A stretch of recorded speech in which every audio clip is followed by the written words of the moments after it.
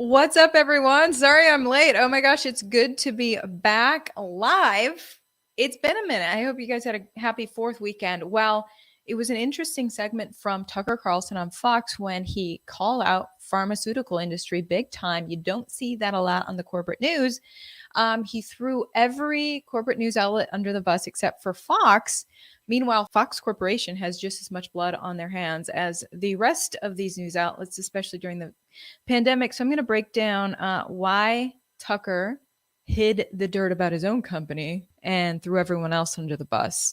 And we're going to show what the real dirt is and some sneaky ways that the promotion of pharmaceuticals is happening roundabout. So the pharmaceutical companies are not directly paying the news outlets. Sometimes they're paying someone who's paying someone to pay the news. And I'm going to show you guys how all of that works. And we're going to talk about some of the latest really alarming stuff in regards to pharmaceutical news that the corporate news is staying radio silent on. A lot is going on. I think a lot of people have thought, something weird is up with these new needles being stuck in people's arms. And as whistleblowers come out, the corporate news stays radio silent or does a weird fact check on it. So before we jump into everything and show you what Tucker did say, shout out to the sponsor of my coverage. Now, with inflation at 8.6% and climbing, you're going to need some help to get back to financial safety. Call them, and Noble Gold's experts will share their knowledge of gold IRAs, so you won't have to worry about a thing. And if you're quick, they're giving away an incredible 1/10 ounce American Eagle gold proof coin with every qualifying IRA or 401k rollover. You can't go wrong with Noble Gold. Call the team now, 877-646-5347, or find out more by visiting the link down in my description. It is noblegoldinvestments.com. Look at that beautiful gold coin. All right.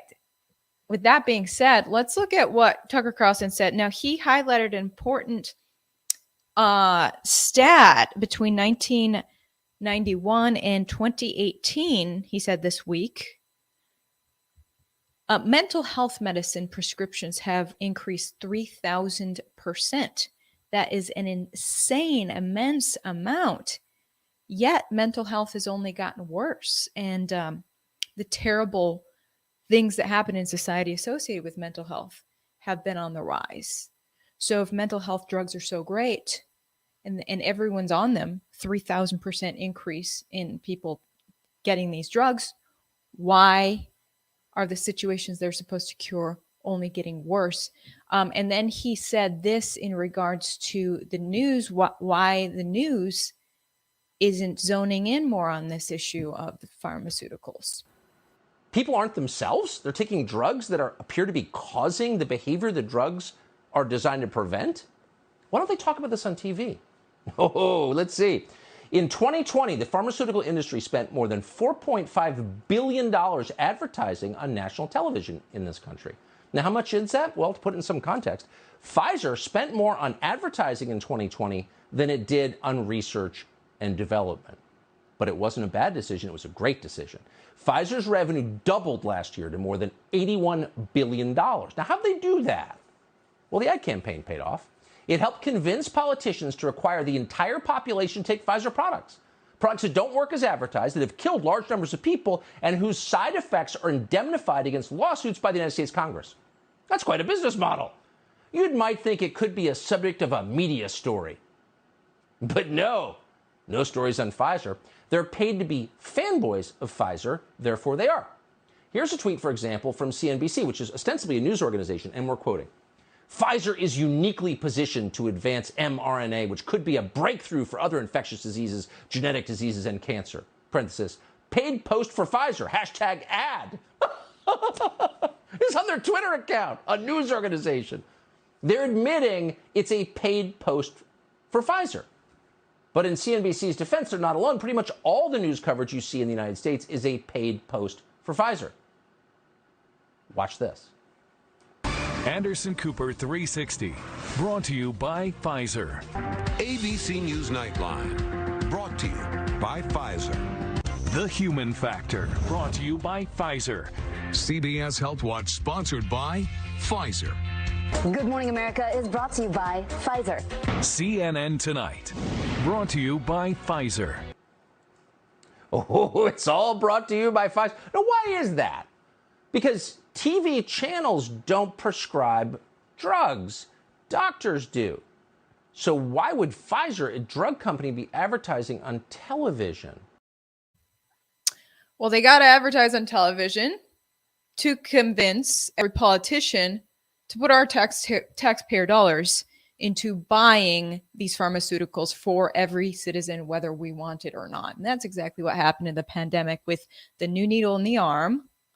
Okay, it was advertised enough with zero negative media coverage that Joe Biden and his buddies decided we need to spend billions of dollars for the US government to buy these directly from Pfizer, whether Americans want those drugs or not, and then shove them down your throat. And actually what happened is Joe Biden's White House then went on an advertising blitz itself, and ads were run directly by the White House on every TV station, every newspaper, every billboard. I'm sure you guys have seen it all over the billboards. I was shocked. I'm from a really small town in remote Wisconsin. First billboard driving into my 2,000 population town.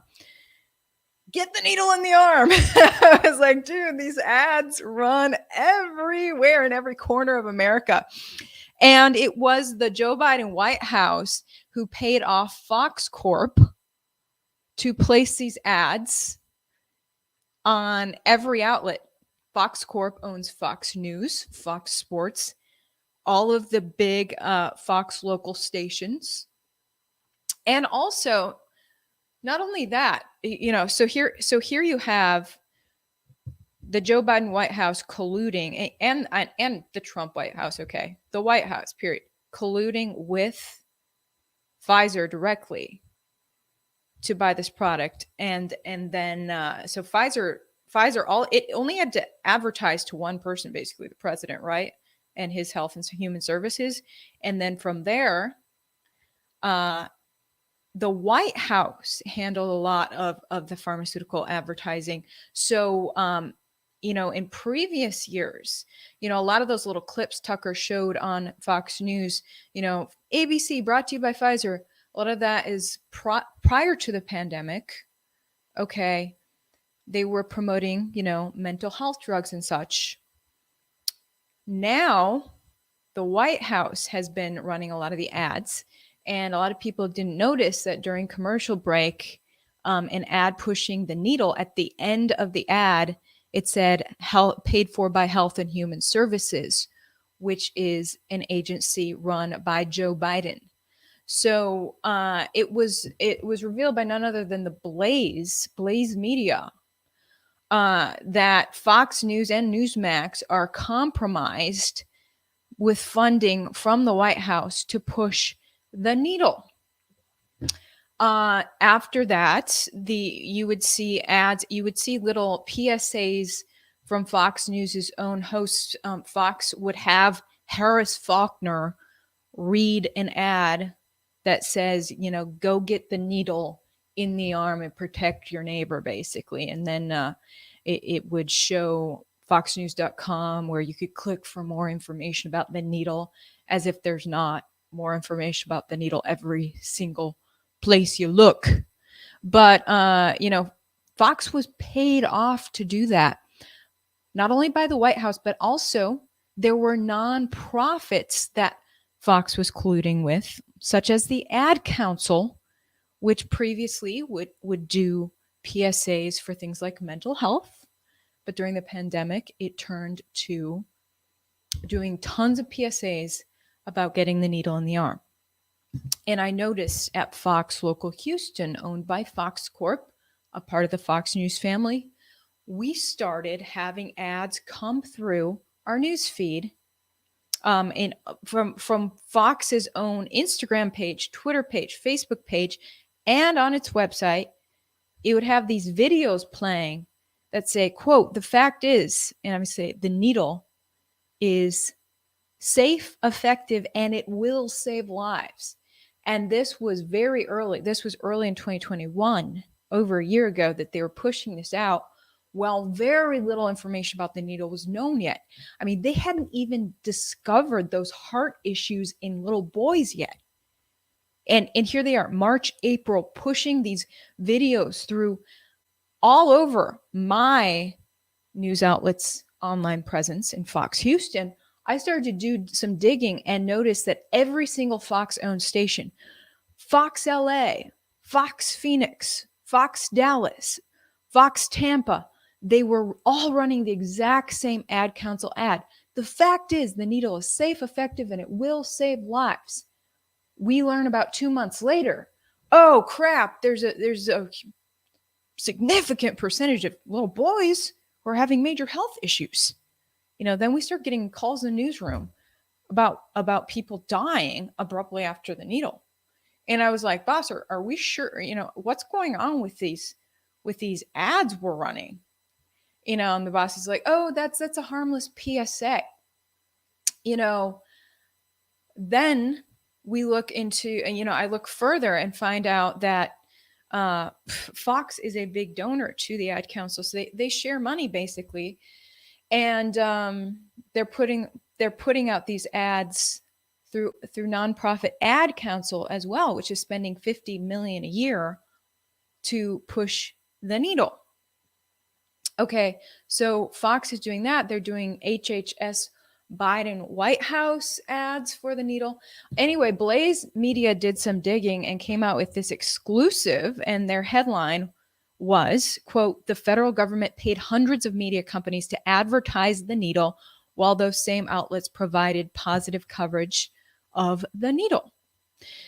Quote, in response to a Freedom of Information Act request filed by the Blaze, HHS revealed that it purchased advertising from major news networks, including ABC, CBS, and NBC, as well as cable TV news stations, Fox News, CNN, and MSNBC, legacy media publications, including the New York Post, the Los Angeles Times, and the Washington Post, digital media companies like BuzzFeed News, and Newsmax, and hundreds of local newspapers and TV stations. These outlets were collectively responsible for publishing countless articles and video segments regarding the needle that were nearly uniformly positive about the needle in terms of both its efficacy and safety.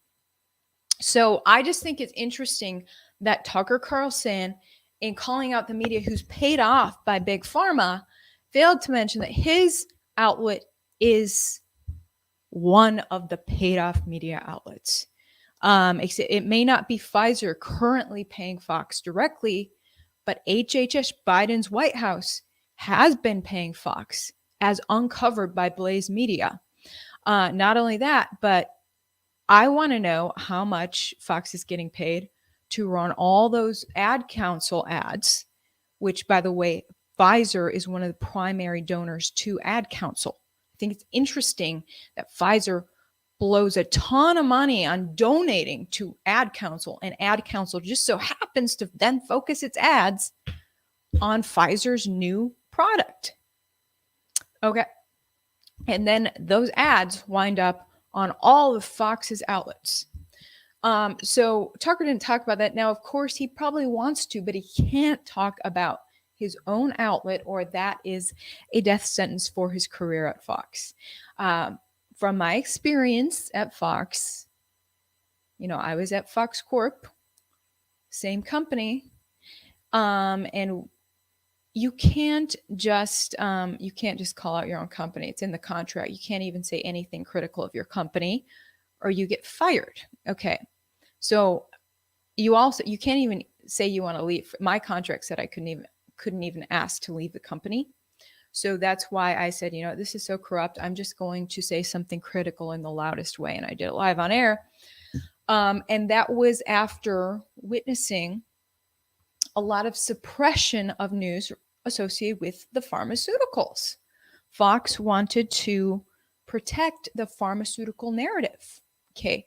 And I did have to hide the fact that I had facts from CDC that 3,000 people died after the needle, over a year ago. Now that number's much higher. And Fox says you can't say that. You can't say it. Meanwhile, they're running these ads saying the fact is the needle's safe, effective, and will save lives. And that was the only narrative we were allowed to run. Now, yes, a lot of people don't realize that one of Pfizer's big products is mental health drugs. Xanax is from Pfizer. Zoloft is from Pfizer as well. And they rake in tens of billions of dollars in the sales of those mental health medicines. So Tucker was able to call out the compromised media in regards to those medicines. And he makes a fantastic point. And this is what I love about Tucker is that even though he is somewhat controlled by Fox and he can't call his own company out, which is doing the exact same stuff the other companies are, he at least goes right up to the line and still calls out the media for their collusion with big pharma. So his segment in doing that this week was fantastic, which was all part of a segment on the 4th of July shooter in Illinois, and the fact that he had big mental health issues and was suicidal in 2019, but nobody wants to focus on his mental health issues. They just want to focus on getting rid of your guns, which, by the way, Biden did sign big gun legislation into law the same day that the Supreme Court decision on Roe versus Wade was released. I think that's very interesting timing. I highlighted it on my YouTube that day, and some people are like, Ivory, why are you saying that Biden signed something major in regards to guns? Our guns are safe. Okay, but red flag laws were just passed, meaning that the government can decide that you are a red flag at its whim and take away your guns. That's kind of major to me, and it just flew under the radar that happened. Okay, so that was part of his segment. Now, a mental health, he makes a great point about these mental health medicines and the rise of violence associated with these mental health medicines. A mental health watchdog released a report on the link between psychotropic drugs and school/mass shootings. This was actually released a few years ago. It was the Citizens Commission on Human Rights, and they laid out a bunch of different reports. I'll just read some of them. An Australian judge said an antidepressant was the, quote, overwhelmingly probable reason for turning a peaceful, law-abiding man into a brutal killer of his wife. A Wyoming judge awarded $8 million to the relatives of a man who, with no history of aggressive or suicidal behavior, went on a shooting rampage, killing 3 family members after taking an antidepressant. The jury determined that the drug was 80% responsible for the crime and, quote, can cause some people to become homicidal and or suicidal. A Harvard Medical School psychiatrist says, quote, the irritability and impulsivity from antidepressants can make people suicidal or homicidal. An affiliate professor of biology at Loyola University in Maryland says, quote, the link between antidepressants and violence, including suicide and homicide, is well established. A leading international pharmacology expert and professor of psychiatry reports violence and other potentially criminal behavior caused by prescription drugs are medicine's best kept secret, he says. He also believes that an estimated 90% of school shootings over more than a decade were linked to SSRI antidepressants. 27 International Drug Agency warnings link psychiatric drugs to the adverse events of violence, mania, psychosis, or homicidal ideation. 49 warn of self-harm or suicidal ideation, and 17 report addiction or withdrawal effects. And it goes on and on. It's crazy. I actually highlighted one of the people who helped get a black box suicide warning on Pfizer's antidepressant drug after she lost her own husband He was having issues with insomnia, and his doctor just says, "Oh, try this antidepressant," acting like antidepressants are harmless. A lot of people, I think, feel that they are because they're kind of sheltered from the potential side effects. Next thing she knows, her husband has killed himself when he was never remotely suicidal. He just had some trouble sleeping. I encourage you to go watch that. It's actually on my YouTube. The short version on my YouTube, the full uncensored version on ivoryhecker.com. When you're advertising anything, of course you want to suppress the negative aspects of it. Your husband's doctor nonchalantly prescribes him something for his insomnia with no warning that this pill could lead to your death. Documents that I got out from under seal in my lawsuit that I used. From Pfizer? From Pfizer. Wow. Sealed documents. Sealed documents. So I have binders worth of documents that have shown that the FDA knew about the risk of suicide, Pfizer knew about the risk of suicide, and didn't tell the public. So there is power in lawsuits, and we need to be able to hold companies accountable and get inside their files. International. All right, so that's part of it. Go watch the full thing on my YouTube. How a drug company hid side effects for years. Pharmaceutical safety advocate she goes deep into a lot of details. But it should be these big media corporations with tons of staff and resources to investigate going after all this. Yet these outlets are not even prying into what's really up with the new needle, which is the newest pharmaceuticals are what people have a lot of questions about. I don't know if you guys heard the news out of Uruguay that a judge ordered the government and Pfizer to present all of the information on the needle within 48 hours. That timeline was set on Monday. So we are now 48 hours later. And so far, we are not hearing any details from Pfizer. Now, this article I'm reading is elobservador.com. They were writing this in Spanish, but where's the American news on this? Why aren't Americans demanding more transparent information this judge is saying, hey, give us the real ingredients on this. It says the summons is part of a protection process initiated to suspend the application of these needles in children. Among other things, it seeks to know if the so-called needle contains nanotechnological elements. Ooh. If you watch alternative media, you've probably seen the needle under a microscope. Now, why the mainstream media is not showing those same images of the needle under the microscope is beyond me, because what you see in that liquid drop under a microscope is really freaking strange. I have it on my uncensored website, ivoryhecker.com. Really weird stuff going on. Okay.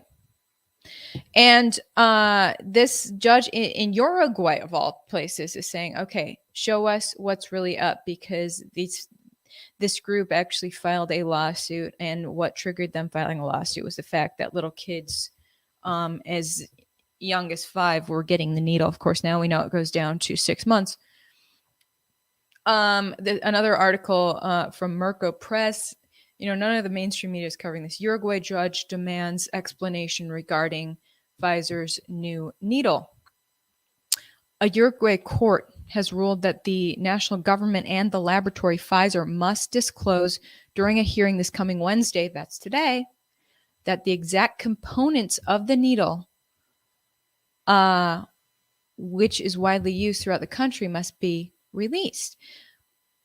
The Uruguay government and the pharmaceutical company were given 48 hours by Judge Alejandro Recarey, Recarey is the name of the judge, to submit detailed information on the needle while dealing with an injunction request to halt needles among children aged 5 and over, which is nevertheless carried out voluntarily. So news outlet is saying, hey, you don't have to stick the needle in your 5-year-old, but still, someone filed this request to get to the bottom. To highlight the fact that we don't have a lot of details. So why are you pushing it on kids that young? And then this article from the Rio Times, Latin America's Voice from Brazil, published yesterday. Uruguay's government said it will comply with judicial information request on the needle. Both the Ministry of Public Health and the U.S. pharmaceutical company Pfizer were ordered by Administrative Court Judge Alejandro Requeri to provide information about the needle. He did so following a request by lawyer Maximiliano Dentone, who asked for the suspension of the needle for children. They want to know about that nanotechnology because what they're seeing on the microscope is concerning. Then that was the article yesterday. Same outlet publishes an article today, which was the deadline, says, quote, Uruguay's government fails to respond to the needle inquiry, but instead smears ordering judge. Instead of answering the judge's legitimate request, the Ministry of Public Health and the presidency tried to argue that Judge Requeri had not been impartial regarding the pandemic and therefore could not have jurisdiction over the case involving the suspension of the needle for children. Why on earth would they smear the judge? Just freaking release the information if you have nothing to hide. So that's what's happening there. And so we have not, I'm not seeing any information out there, but very little news reports are coming out of there as far as I can tell. Seems like the rest of the media would want to know just as many details as well. But mainstream media stays pretty quiet about it. News release out of the NIH.gov yesterday, they said that the new illness in the pandemic was the third leading cause of death in the United States, both in 2020 and in 2021. Oh, by the way, you guys, I saw your comments about the Georgia Guidestones. We're going to get into that too. It's pretty stunning. Someone tried to blow up the Georgia Guidestones apparently overnight. We're going to talk about what the Guidestones are. They're creepy AF, you guys. Okay, but so this new illness was indeed the leading cause of death both years. And they're only just getting started. Biden saying that this fall, it was last month that Biden predicted this fall there will be 100 million new cases of the illness. New York Times reporting this week, updated needles are on their way, but will they be too late? The government has greenlit new needles to defend against the latest Omicron variant, but the needles won't arrive until the fall, and cases are rising now. And then it highlights some woman named Roseanne who said, I'm not going to get a third needle because there's no reason to, because it's the same sort of technology as the first ones, which is, we're way on to different variants now. Why would I get it? So New York Times is hopeful that people like Roseanne will now change their mind as the White House has finally greenlit funding for new ingredients in the needle. Are we going to get the truth about those ingredients? They're adjusting the needle some more to combat the latest subvariants of Omicron, which are BA4 and BA5. They say, the New York Times says those two subvariants appear to be driving a fresh surge of cases across much of the U.S. Well, gosh, that's just what Biden was saying last month, that this was going to start happening. How does Biden know? His looking glass was spot on. Epidemiologists have predicted some 200,000 deaths in the United States within the next year. But Biden literally said it's going to be 100 million cases in the U.S., which is an absolutely insane number. Did he mean 100,000? Because that's a freaking lot. Meanwhile, let's just mention that if this new needle technology was so great, why is it that in 2021 more people died of the illness than in 2020? Austin American Statesman highlighted this stuff in a fact check article, and they said, well, yeah, in fact checking, it is true that 385,000 people died of the illness in 2020, of or with. And then in 2021, it was 446,000 Americans who died of or with the illness. So, what is that? 80,000, 60,000 more deaths in 2021 than in 2020. If the needle was so freaking successful and so many people got it, there should be some sort of dent in deaths from the new illness. Yet deaths actually went up. So you kind of scratch your head, and then you start hearing from people like, it was a dad here in Texas that I highlighted a few months ago, whose son, he got Moderna. He signed his son up, his 16-year-old, up to get Pfizer as soon as Pfizer was available for teens. So his 16-year-old went and got it. 5 days later, his son drops dead with a heart attack. He was perfectly healthy prior to that. He was playing basketball with a friend at the time. Autopsy showed that his heart was double the male adult size. His heart had become highly inflamed. Died of a heart attack 5 days after getting the needle. And he filed a report. I'm not going to say the exact words on YouTube, but when things go wrong after the needle, there's a way to file a report with the CDC saying, here's the bad thing that happened to me or my loved one after we got a pharmaceutical. So that's what he did with his son. He just recently let me know that this past December, FEMA called him up and said, hey, would you mind adjusting the details on that report you filed with CDC and just say that your son died of the new illness? Don't talk about the needle. And they literally wanted his post-needle death to be listed as the illness, the new pandemic illness. And he said, I'm not going to do that, dude. And he's already come forward to the media about the truth. So you hear stories like that. And that's Ernest Ramirez, by the way. His son, Ernesto, is the one who died. You hear these stories and you wonder how many people were listed as dying of the new illness when they did not die of the new illness. But for some reason, there were more deaths of the illness in 2021 than in 2020, which makes you feel like there wasn't even a dent in the death rate after this phenomenal new needle technology came out. You guys may not have heard about the fact that a whistleblower associated with Pfizer has been blowing the whistle on corruption. She filed a lawsuit, and Pfizer is asking the court to dismiss her lawsuit. The woman's name is Brooke Jackson. If you try to Google articles about Brooke Jackson and her lawsuit, pretty much nothing comes up. Why is that? She's revealing major concerning stuff about this needle technology that we trust so much, and then you just remember all those needle ads, not only for Pfizer directly advertising with the media, but Pfizer being bought and paid for by the White House, and then the White House HHS advertising with the media, and then Pfizer funding PSA companies like Ad Council who advertise with the media, all pro Pfizer. And then you think, oh, maybe that's why this whistleblower associated with Pfizer is her words are falling on deaf ears. The media does not care. They don't want to know anything negative about this company.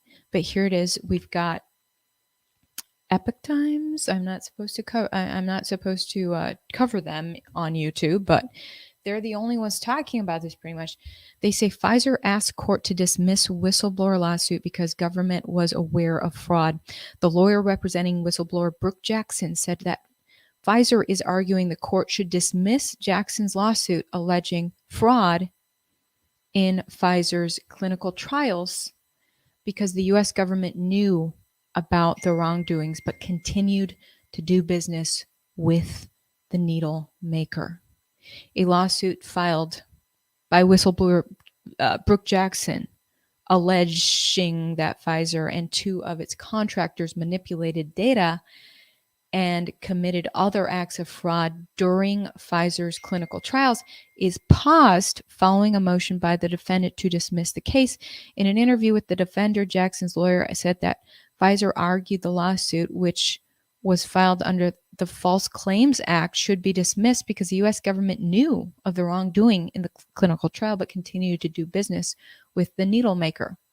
Under the False Claims Act, whistleblowers can be rewarded for confidentially disclosing fraud that results in a financial loss to the federal government.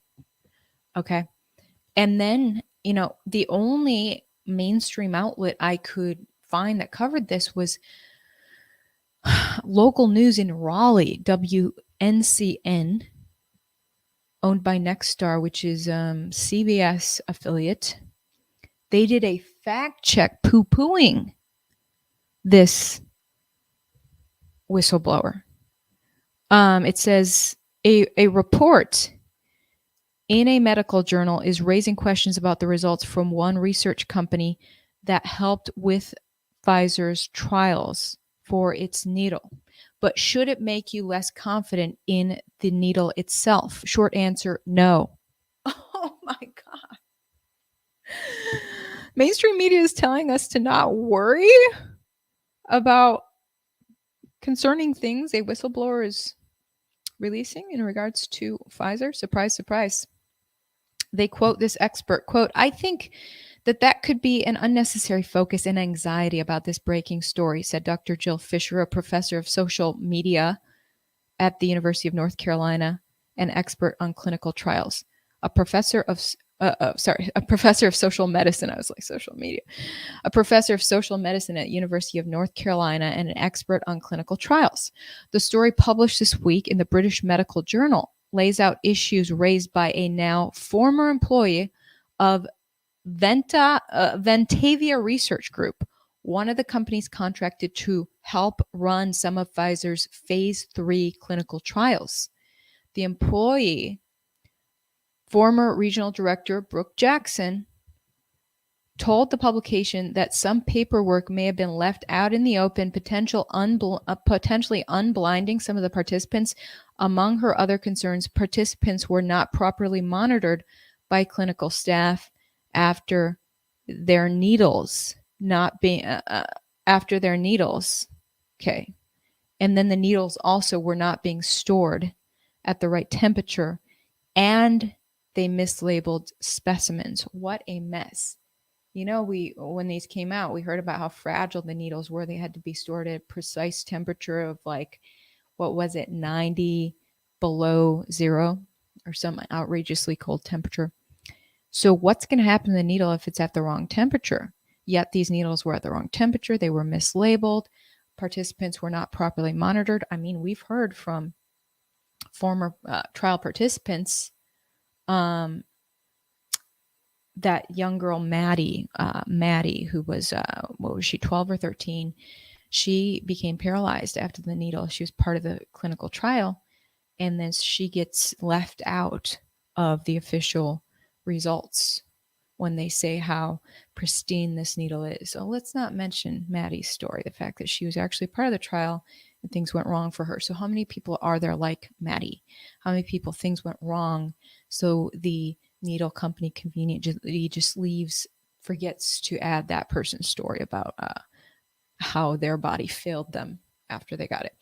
So this whistleblower is corroborating all this and saying, yeah, here's all the things that went wrong.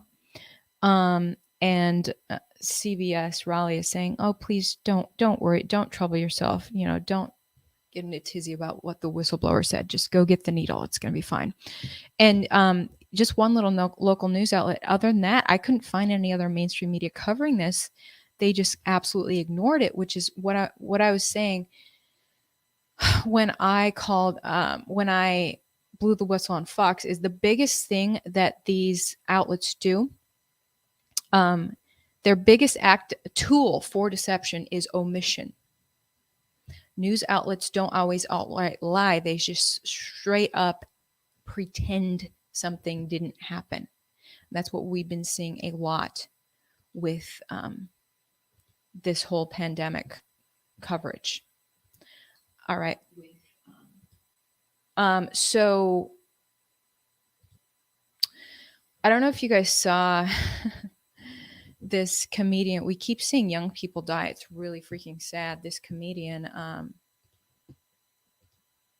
NBC News covered it. Nick Nemiroff dies at age 32. I don't know if I wasn't familiar with his comedy.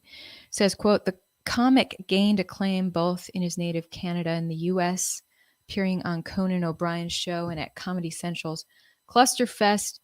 Comedian Nick Nemiroff died Monday. His family said in a statement mourning his sudden passing. He was 32. The cause of his death was not released, but he had not long before that released this video. I will not get the third shot. I will not. Pfizer me once, no shame. Pfizer me twice, shame on COVID. Pfizer me 3 times, shame on you. You want me to get a third shot? What's next? A 5th shot? No, thank you. So he had gotten 2 needles and he was not a fan. And he called out Pfizer, but the media is not going to play that clip because they're in bed with Pfizer and its collusion buddy, the U.S. government. Thanks for the super chat, Green November. Quote, hopefully you will be absolved. Absolved of what? What do you mean? Thank you for the super chat. Checking your comments. Thanks for tuning in, you guys. My shows have been always just going longer than I thought. So there's just so much to get to, you guys. I wanted to shout out how much the media compromises itself with special interests. There's a few things going on. Before I get to the Georgia guidestones, I wanted to direct your attention to one story you guys probably didn't hear about. In 1996, a plane exploded shortly after leaving New York on its way to Paris. And CBS News reporter Christina Borgerson was sent to cover that plane explosion. She stumbled across some inconvenient facts that appeared to show this plane was actually shot down by a missile, but oh, no. She was not allowed to report that. Are you kidding me? Let me just read a little excerpt from this. In 2000, following what the NTSB, which NTSB is the official federal agency for investigating crashes, what they described as the most extensive and complex probe in its history, the safety board determined that TWA Flight 800 was brought down by an explosion of the center wing fuel tank. Although the cause could not be established, it said it was the most likely the result of a short circuit in the electrical wiring outside the tank. Yet, she has multiple eyewitnesses saying that they actually saw 3 missiles go towards that plane before it exploded midair, and every single passenger, all 230 people on that plane, died. Okay, so she's doing CBS National News. And so guess what? A tipster sends her something very important. It says, quote, when Borgerson returned to work at CBS the day after Flight 800 went down, she was assigned to look into the crash. She ran into trouble after receiving a piece of seat foam from the wreckage. No joke. A tipster sent her evidence, physical evidence from the crash.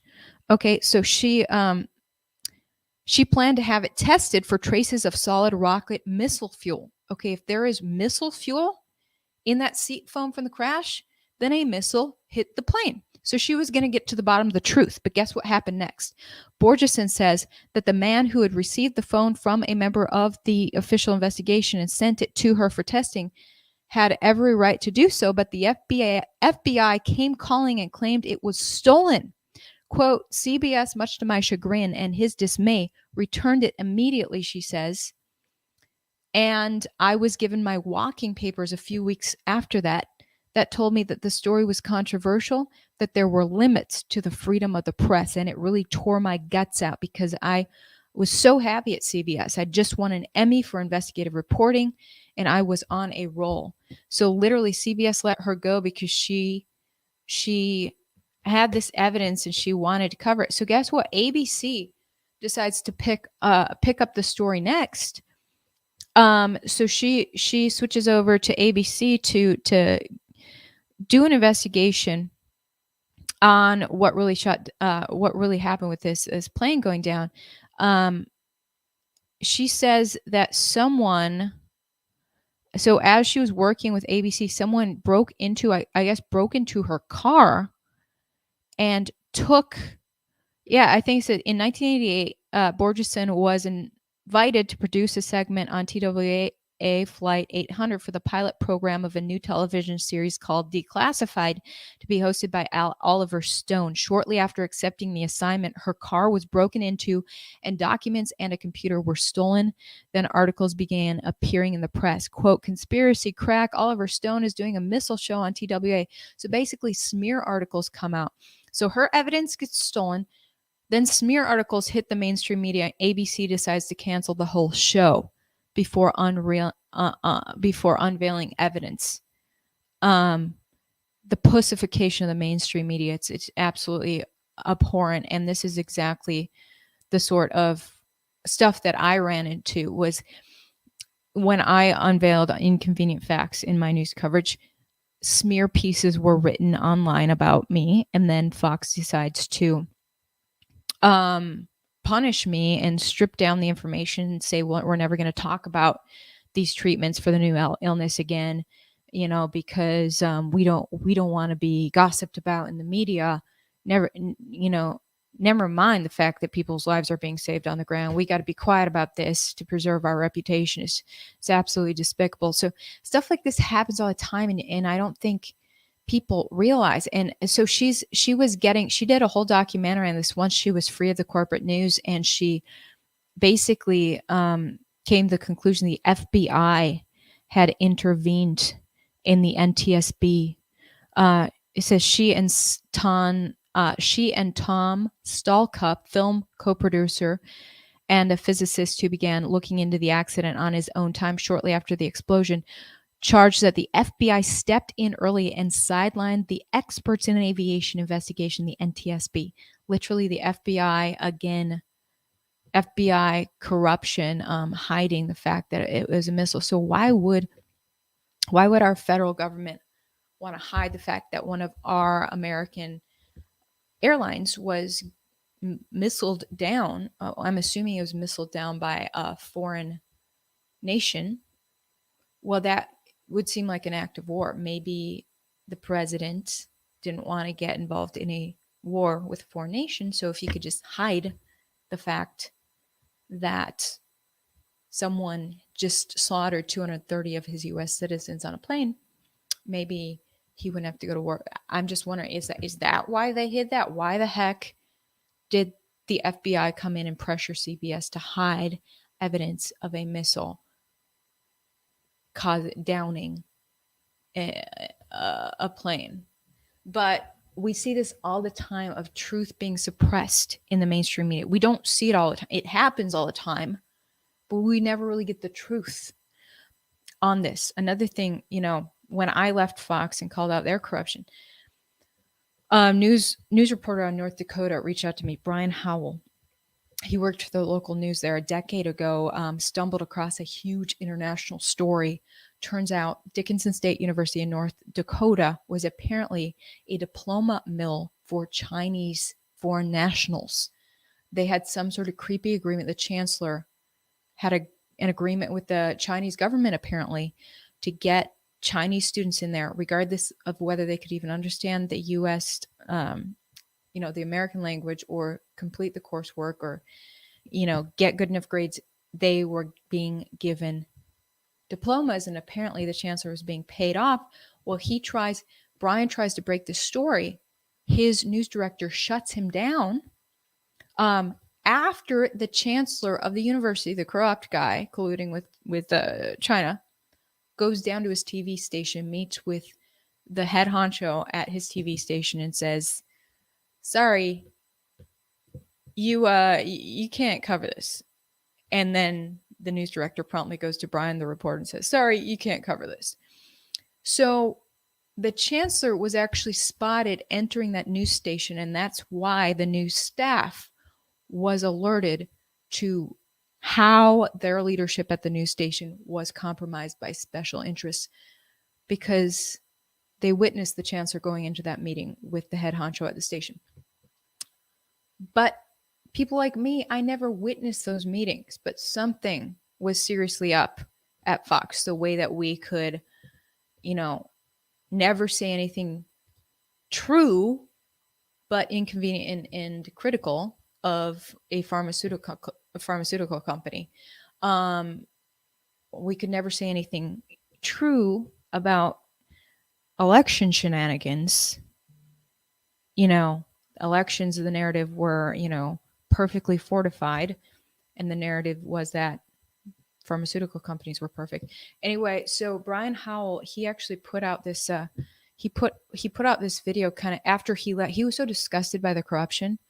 And I just think it's fascinating the Chinese government would zone into little places like North Dakota, where there's not a lot of big media outlets. It's a perfect place to do a lot of corruption, where there's not a lot of media coverage. I noticed this because I would occasionally go to remote parts of the country to cover stuff. And I would always think, well, if there was any county to do something really corrupt in, it'd be this random county. Like, for instance, here in Texas, it'd be Trinity County, Texas, because that is freaking way out there. It's far from every TV market. There's like no reporters there. If you want to do something corrupt, go to Trinity County. It's a news blackout, zero news coverage there. Well, anyway, China apparently zoned in on little North Dakota, and they corrupted apparently this chancellor. And so Brian actually he confronts him here. Here's that clip. Did you come down to a certain Bismarck? Why'd you come down to? He says, "Why'd you come down to a certain Bismarck TV station?" Here's. Why did you come down to a certain Bismarck TV station, have a meeting with a certain news director, and have a certain reporter taken off the story? No comment. Thank you, sir. Although Chancellor Getz is not interested in talking about that day, some people are. Former KFYR TV reporter Michael Shrek was in the newsroom that late September day. I remember that morning, word had gotten around that the chancellor was going to be in, and I don't know if there was, palpable anxiety about it, but there was some concern. It was of note. Yeah, so he highlighted the corruption there, but nevertheless, the story was largely brushed under the rug. Finally, again, another fairly unknown media outlet published this, sfgate.com, Dickinson State alleged diploma mill for Chinese, facing pressure to bring in more students as North Dakota's booming oil industry made it tougher to coax new high school graduates into college. Dickinson State University began looking overseas to boost its enrollment. China, which sends more students to U.S. universities than any other nation, became one of the school's more reliable suppliers of young people. But as an audit made public Friday revealed, lax record keeping and oversight resulted in hundreds of degrees being awarded to students who didn't finish their coursework. Others enrolled who couldn't speak English or hadn't achieved the C average normally required for admission. And so it finally gets released by an alternative outlet. But how many times does this happen where news outlets get compromised by special interests, get paid off by special interests? It happens way more than we want it to happen. It's really freaking sad. Oh, thanks again for Green November for the super chat. Quote, China is going to create a new Great Wall here in America. Our leaders have sold their souls for it. Well, right now we're still in a place in America where people are trying to get in.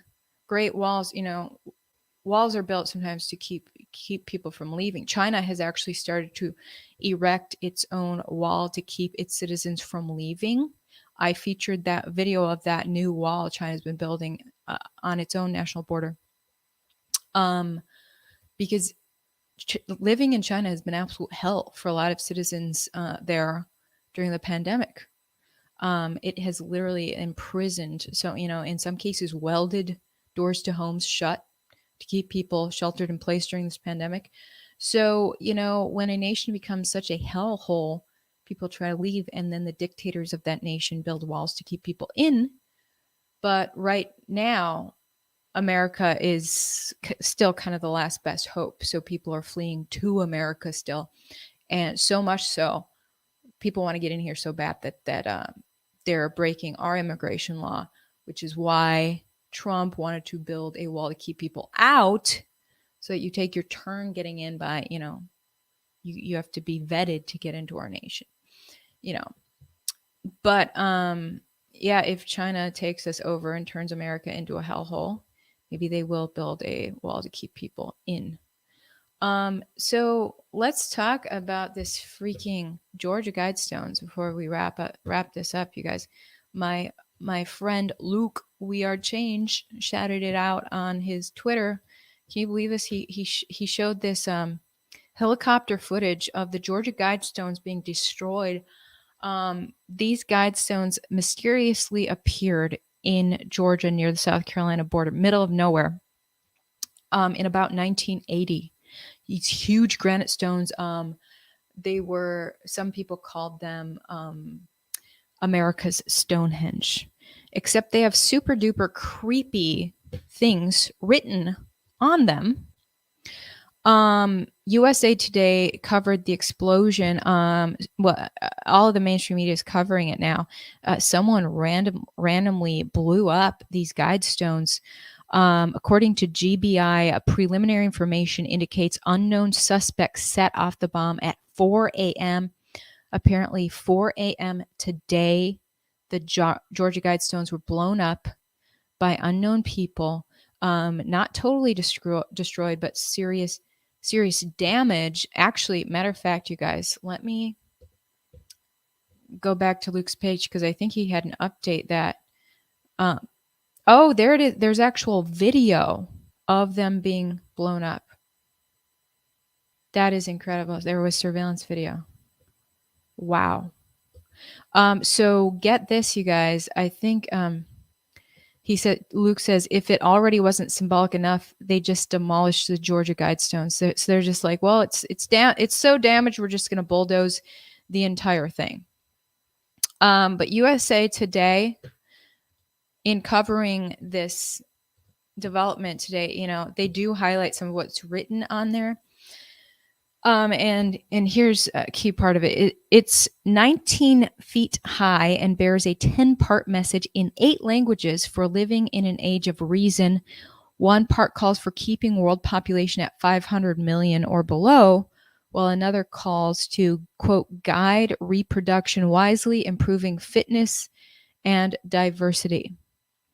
So to keep our population, what is it? What is our population? Almost 8 billion now. So to keep it at 500 million, you have to kill off a lot of people. So this stone is literally calling for the killing of billions of global citizens in order to get that population down to 500,000 or 500 million. And then after that, we're supposed to be guiding reproduction wisely, improving fitness and diversity. So basically, that's eugenics. If you are not fit or diverse enough, then you're not allowed to reproduce, is what this thing is implying. So I saw that and it was very creepy to me. I'd actually never heard about the Georgia Guidestones until I left the corporate news. I was not even aware of the Georgia Guidestones. And then it was funny. David Nino Rodriguez had me on his show last year after I called out the corporate news and left the corporate news. And he had me on his show, he interviewed me. And then at the end, he was like, yeah, I feel like you're not fully red pilled. And I was like, what do you mean? What do you mean? What is red pill? What is that? And he's like, you need to look up the plan for 2030. You need to look up the Georgia Guidestones. He gives me this list. So I looked up the Georgia Guidestones. There was like a History Channel hour-long special on it. So I watched that special to figure out what the Georgia Guidestones are. And it's these like 3 researchers who drive out to Georgia, and they're like, wow, looking up at it like, what a mystery. They're like, this is fascinating. It was like they were excited and intrigued by the message on the stones. And I read it and I was like, is History Channel really making these guidestones to look like intriguing and exciting? Because they're literally calling for the killing of billions of people to keep that population down. And then they're calling for the prevention of birth of anyone who is not fit or diverse enough. So that's freaking creepy. And somehow History Channel made it out to look different. And so I was like, hey, David, I watched the History Channel special to brush up on what you told me about. He's like, History Channel, you can't trust them. They're mainstream too. I was like, oh boy. So I got a lot of learning to do. But anyways, it was never known who erected those guidestones. They just appeared one day. And now someone has demolished them. And at last check, I guess people weren't sure who, but USA Today starts out its article talking about how some conservative Christians have dubbed the guidestones satanic and previously called for its demolition. So they're saying, well, conservative Christians have been pushing for this thing to be demolished, so maybe it was them. Anyway, so that's a very interesting development. And now, after this many days off, I've officially blown past an hour on my YouTube when I try to keep it under 30 minutes. But I guess I had a lot of things to say. Catching back. It's good to be back on YouTube. Thank you, Green November, for all the super chats today. I wanted to go there. To go to the Georgia Guidestones, it'd be an interesting thing to see in person, but it's pretty freaking creepy. So, since the Guidestones didn't belong to anyone, right? A random person built them. Does anyone get in trouble that they're gone now? I wonder. Anyway, checking your comments. Thanks everyone for tuning in. Look at all the paperwork around the computer. Wait, what computer? This one?